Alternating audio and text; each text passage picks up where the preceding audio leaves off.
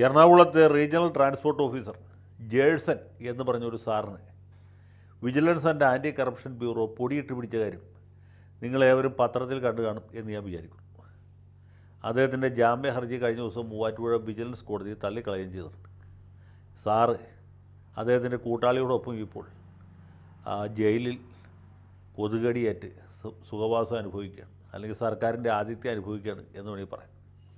അദ്ദേഹം ഇനിയും ജാമ്യ ഹർജി കൊടുക്കും. അടുത്ത തവണ അല്ലെങ്കിൽ അതിൻ്റെ അടുത്ത തവണ തീർച്ചയായിട്ടും കോടതി ജാമ്യം നൽകും. അദ്ദേഹത്തെ സർവീസിൽ നിന്ന് സസ്പെൻഡ് ചെയ്തിട്ടുണ്ട്. അദ്ദേഹം തിരുവനന്തപുരത്ത് പോയി കാണേണ്ടവരെ കാണേണ്ട രീതിയിൽ കാണുന്ന പക്ഷം അധികം താമസിയാതെ പുള്ളിയെ സർവീസിൽ തിരിച്ചെടുക്കാനും സാധ്യതയുണ്ട്. സർവീസിൽ ഇരുന്നു കൊണ്ട് RTO ആയിട്ടോ അല്ലെങ്കിൽ ഡെപ്യൂട്ടി ട്രാൻസ്പോർട്ട് കമ്മീഷണറായിട്ടോ പെൻഷൻ പറ്റാനുള്ള സാധ്യത നമുക്ക് തള്ളിക്കളഞ്ഞുകൂടാ. കാരണം ഇങ്ങനെയുള്ള കേസിൽ പെടുന്ന ആളുകളെ ക്രിമിനൽ കേസ് കോടതിയിൽ ഉണ്ട് എന്ന കാരണം പറഞ്ഞ് വളരെ കാലം ഔദ്യോഗിക കർത്തവ്യ നിർവഹണത്തിൽ നിന്ന് മാറ്റി നിർത്താൻ പറ്റില്ല. ഇവർ ഈ കർത്തവ്യ നിർവഹണത്തിനുള്ള വ്യഗ്രത കൊണ്ട് അവരിതിനു വേണ്ടി ഉഴന്ന് നിൽക്കുകയാണ്. അധികം വൈകാതെ അവർ അഡ്മിനിസ്ട്രേറ്റീവ് ട്രിബ്യൂണലിനെ സമീപിക്കും. 6 മാസത്തിലധികം ഒരാളെ അനാവശ്യമായിട്ട് സസ്പെൻഷൻ നിർത്താൻ പാടില്ല എന്ന് സുപ്രീം കോടതിയുടെ ചില ഉത്തരവുകളൊക്കെ ഉണ്ട്. അപ്പോൾ അതുകൊണ്ട് ഒരു 6 മാസത്തിനകത്ത് ജേഴ്സൺ സാർ തിരിച്ചു വരും എന്ന് വേണം നമുക്ക് വിചാരിക്കാൻ. അപ്പോൾ സാറ് വേഗം തിരിച്ചു വരട്ടെ എന്ന് ഞാൻ ആശിക്കുകയും ആശംസിക്കുകയും ചെയ്യും.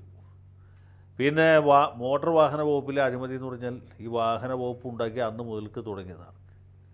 RTO ഓഫീസ്, അത് joint RTO, vehicle inspector, assistant motor vehicle inspector, ഇവരൊക്കെ വാങ്ങുന്ന കൈക്കൂലിയുടെ സംഖ്യ, അവർ കൈപ്പറ്റുന്ന സംഖ്യ കേട്ടാൽ നമ്മൾ ഞെട്ടിപ്പോകും. ഇവരുടെ വരുമാനം എന്ന് പറഞ്ഞാൽ ഭയങ്കരമാണ്. ഈ കിട്ടുന്ന കാശ് ബാങ്കിൽ നിക്ഷേപിക്കാൻ പറ്റിയില്ല, കാരണം ബ്ലാക്ക് മണിയാണ്.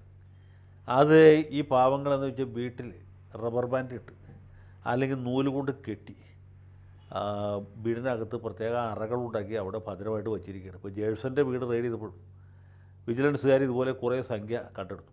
മാത്രമല്ല ഏതാണ്ട് 70-ലധികം കുപ്പി വിദേശ മദ്യവും അദ്ദേഹത്തിൻ്റെ വീട്ടിൽ നിന്ന് കണ്ടെടുത്തു. ഈ വിദേശ മദ്യമൊക്കെ സ്വന്തം ഉപയോഗത്തിന് വച്ചേക്കണാണോ അത് വല്ലവർക്കും ഗിഫ്റ്റ് കൊടുക്കാനാണോ എന്നറിയില്ല. അപ്പോൾ ഇങ്ങനെ ഒരുപാട് കാര്യങ്ങൾ ഇദ്ദേഹം ചെയ്തിട്ടുണ്ട്. ഇനി ഒരുപാട് വാഗ്ദാനങ്ങൾ പൂർത്തീകരിക്കാൻ ബാക്കിയിരിക്കുമ്പോഴാണ് പാവത്തിന് വിജിലൻസുകാർ പിടിച്ചത്. ഏതായാലും പുള്ളിയുടെ കാര്യം കുറച്ച് ബുദ്ധിമുട്ടിലായി എന്ന് പറയാതിരിക്കാൻ നിവൃത്തിയില്ല. മാത്രമല്ല ഏത് കേസ് പോലെയല്ല, വിജിലൻസ് കോടതിയിൽ ചെല്ലുമ്പോൾ ഇങ്ങനെയുള്ള ആളുകൾക്ക് പരമാവധി ശിക്ഷ കൊടുക്കാനായിട്ട് അവിടുത്തെ ജഡ്ജിമാർ പ്രത്യേകം ശ്രദ്ധിക്കും. തൃശ്ശൂർ പണ്ട് ചെന്താമരാക്ഷൻ എന്ന് പറഞ്ഞൊരു ജഡ്ജിയുണ്ട്. അദ്ദേഹത്തിൻ്റെ മുമ്പിലെത്തുന്ന മിക്കവാറും എല്ലാ പ്രതികളെയും പുള്ളി ശിക്ഷിക്കും. അങ്ങനെ ഒരിക്കൽ ഈ വിയ്യൂർ ജയിലിലെ ഒരു ജയിലറായിട്ട് വിധി കേൾക്കാൻ പോയതാണ്. അദ്ദേഹത്തെ ശിക്ഷിച്ചു. പ്രിവെൻഷൻ ഓഫ് കറപ്ഷൻ ആക്ട് അനുസരിച്ച് 1 കൊല്ലം, അതുപോലെ തന്നെ ഇന്ത്യൻ ശിക്ഷാ നിയമം അനുസരിച്ച് 1 കൊല്ലം. ഈ ഓരോ കൊല്ലത്തിൻ്റെ 2 വിധികളുമായി, ശിക്ഷാവിധികളുമായിട്ട് അദ്ദേഹം അതേ പൂജപ്പുര ജയിലിൽ ഒരു ജയിൽ പുള്ളിയായിട്ട് തിരിച്ചെത്തി എന്നുള്ളതാണ്.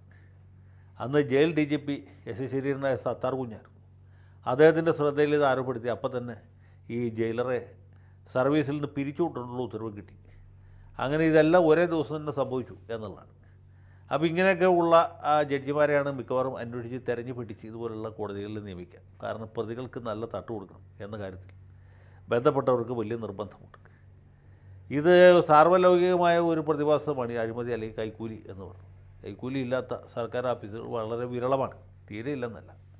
കൈക്കൂലി വാങ്ങാത്ത ഉദ്യോഗസ്ഥന്മാർ കുറേ പേരെങ്കിലും ഉണ്ട്. പോലീസിലും എക്സൈസ് വകുപ്പിൽ പോലും ഉണ്ട്. പക്ഷേ ബഹുഭൂരിപക്ഷം ആളുകളും ഭയങ്കര കൈക്കൂലിക്കാരും കാട്ടുകള്ളന്മാരുമാണ്.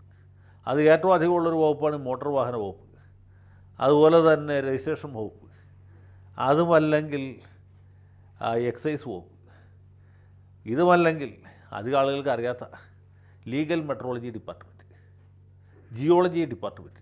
ഈ ജിയോളജിയിലൊക്കെ നടക്കുന്ന അഴിമതി അതിൻ്റെ തോതറിഞ്ഞ് നമ്മൾ തലയിറങ്ങി വീഴും. അപ്പോൾ ഇത് അതിഭയങ്കരമായ തട്ടിപ്പുകൾ നടക്കുന്ന ഇതുപോലുള്ള വകുപ്പുകൾ പലതുമുണ്ട്. ഇപ്പോൾ ഇത് പറയുമ്പോഴാണ് കഴിഞ്ഞ ദിവസം പത്രത്തിൽ കണ്ട വേറൊരു വാർത്ത എൻ്റെ ഓർമ്മയിലേക്ക് വരുന്നത്. മലപ്പുറം ജില്ലയിലെ തിരുവാലി വില്ലേജിലെ ഒരു വില്ലേജ് അസിസ്റ്റൻറ്റ്, വില്ലേജ് ഓഫീസർ പോലുമല്ല, തഹസീൽദാരല്ല, വില്ലേജ് ഓഫീസറുമല്ല, ഒരു വില്ലേജ് അസിസ്റ്റൻറ്റ്, അദ്ദേഹത്തിൻ്റെ പേര് റഹ്മത്തുള്ള എന്നാണ്. ഈ റഹ്മത്തുള്ള ഒരു ആധാരത്തിലെ തെറ്റ് തിരുത്തുന്നതിന് വേണ്ടി, പട്ടയത്തിലെ തെറ്റ് തിരുത്തുന്നതിന് വേണ്ടിയിട്ട് ഈ ബന്ധപ്പെട്ട ആളിൽ നിന്ന് ഏതാണ്ട് 7 ലക്ഷം രൂപ കൈക്കൂലി ചോദിച്ചു എന്നുള്ളതാണ്. ഒന്ന് ആലോചിച്ചു, ഒരു വില്ലേജ് അസിസ്റ്റൻറ്റിൻ്റെ കൈക്കൂലിയുടെ തോതാണ് 7 ലക്ഷം രൂപ. ഈ ഇന്ത്യൻ രൂപയുടെ വില ഇങ്ങനെ കുറഞ്ഞു പോവാണ് എന്ന് പറഞ്ഞാൽ ശരിയല്ലേ? 7 ലക്ഷം രൂപയ്ക്ക് ഒരു വിലയില്ല. വില്ലേജ് അസിസ്റ്റൻറ്റ് മേടിക്കുന്ന സംഖ്യയാണ്, വില്ലേജ് ഓഫീസർ വാങ്ങിക്കുന്നതല്ല. 7 ലക്ഷം രൂപയിൽ 2 ലക്ഷം അഡ്വാൻസ് ആയിട്ട് കൊടുക്കണം എന്ന് പറയും. അപ്പോൾ ഈ പട്ടയം കയ്യിലിരിക്കുന്ന ആളെന്ന് ചോദിച്ചാൽ സംഗതി വിജിലൻസുകാരെ അറിയിച്ചു. വിജിലൻസുകാരുടെ നിർദ്ദേശപ്രകാരം 50,000 റുപ്യ ഇദ്ദേഹത്തിന് കൈമാറി. അപ്പോൾ തന്നെ വിജിലൻസുകാർ പിടിച്ചു. അങ്ങനെ പുള്ളി വിജിലൻസ് കേസിൽ പ്രതിയായി ജാമ്യം നിഷേധിക്കപ്പെട്ട് ഇപ്പോൾ ജയിലിൽ കഴിയാണ്. അതേ സമയത്ത് തന്നെ പുള്ളിയെ റവന്യൂ വകുപ്പിൽ നിന്ന് സസ്പെൻഡ് ചെയ്യുകയും ചെയ്തിട്ടുണ്ട്. അപ്പോൾ ഇങ്ങനെയൊക്കെയുള്ള തമാശകളാണ് നമ്മുടെ രാജ്യത്ത് നടക്കുന്നത്. ഇപ്പോൾ ജേഴ്സൺ സാർ എന്ന് പറഞ്ഞത് ഒറ്റപ്പെട്ടൊരു പ്രതിഭാസമല്ല. അദ്ദേഹത്തെ പോലെ എത്രയോ ജേഴ്സന്മാർ നമ്മുടെ മോട്ടോർ വാഹന വകുപ്പിലുണ്ട്, എക്സൈസ് വകുപ്പിലുണ്ട്, അതുപോലെ രജിസ്ട്രേഷൻ വകുപ്പിലുണ്ട്, മറ്റേതൊക്കെയോ വകുപ്പുകളിൽ ഉണ്ട്. അപ്പോൾ ഇങ്ങനെയുള്ള പ്രതിഭാശാലികൾ ഉള്ളതുകൊണ്ടാണ് നമ്മുടെ രാജ്യം ഈ രീതിയിലെങ്കിലും പുരോഗമിച്ചിട്ടുള്ളത്. ഇവരും കൂടി ഇല്ലായിരുന്നെങ്കിൽ വലിയ ബുദ്ധിമുട്ടായിപ്പോയി. ഏതായാലും സാറിന് കുറച്ച് ദിവസത്തേക്ക് സുഖജീവിതം അല്ലെങ്കിൽ വിശ്രമ ജീവിതം ആശംസിക്കുന്നു. ജയിലിൽ നിന്ന് വന്നിട്ട് സസ്പെൻഷനാണല്ലോ, ഒരു സുഖചികിത്സയൊക്കെ നടത്തുന്ന കാര്യം ആലോചിച്ചാൽ നന്നായിരിക്കും.